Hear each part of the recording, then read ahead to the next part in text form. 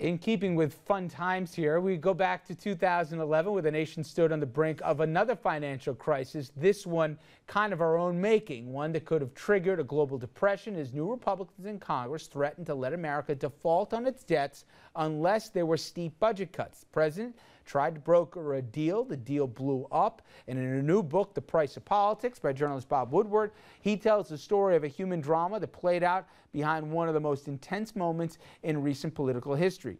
He sat down with ABC's Diane Sawyer to explain.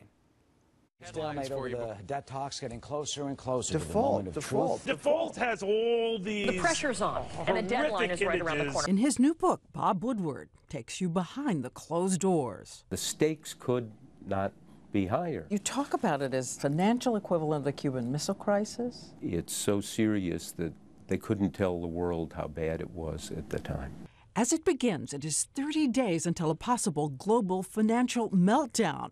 The president calls House Speaker John Boehner to the White House to try to negotiate a deal that will outflank Tea Party opposition. One point of the meeting. For the first time, you're hearing tapes of John Boehner and then the president, two separate interviews talking to Woodward about this crossroads of history. So, all you need to know about the differences between the president and myself is that I'm sitting there smoking a cigarette, drinking Merlot. Now I look across the table, and here's the president of the United States drinking iced tea and chomping on Nicorette. Did you offer him a cigarette? Oh, I did not. I did not.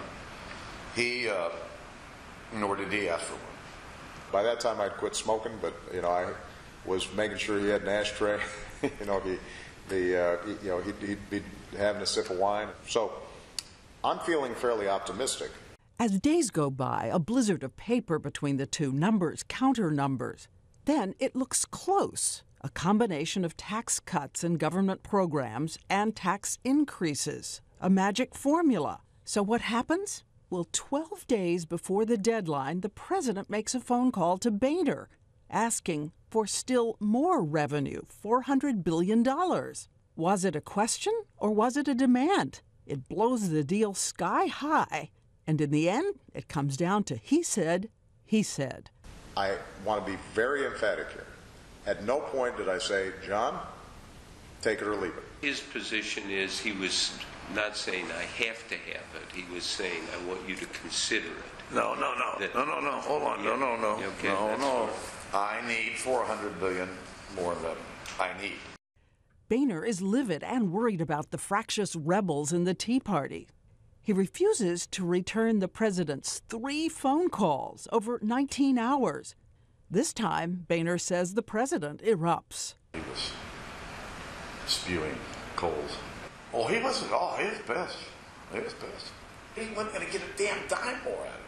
He knew how far out on the limb I was. You told him? Oh, yeah. Oh, but he was hot. I was pretty angry.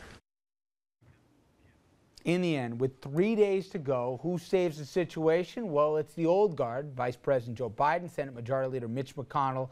The 11th hour deal essentially just postponed the hard decisions till after the election.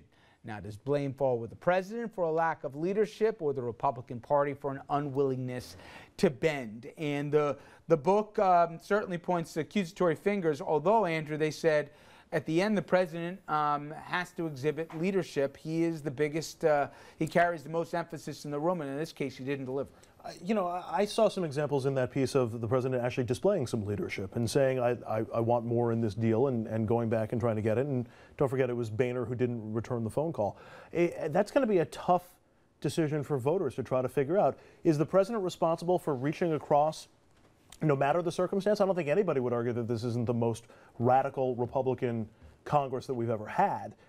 Does he have to meet them halfway if they're saying things that he doesn't want to do? You know, TJ, to that point, I would almost say that more of the fault, fairly or not, would lie at the desk of the president. He's got the big chair. But explain to me the logic today why John Boehner comes out.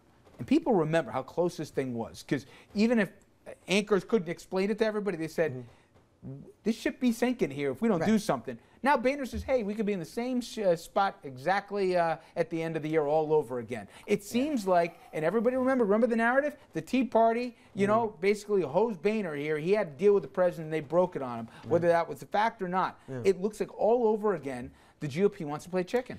You know what? Look, again, it's once again the GOP is just awful at the messaging, awful at the timing. They're not good at it. I don't know when they're going to get good at it. But I think it's case in point for me is saying that, you know, John Boehner to me is not a Tip O'Neill. He's not a Newt Gingrich, and those are the guys that had to wrestle with that Reagan and Clinton had to wrestle with. And you know, look, Obama came into this administration determined not to make a deal. Boehner today stepped on his own lead. Let the president hang out there for a few days. But anyway, we'll be right back. Everybody, stay with us.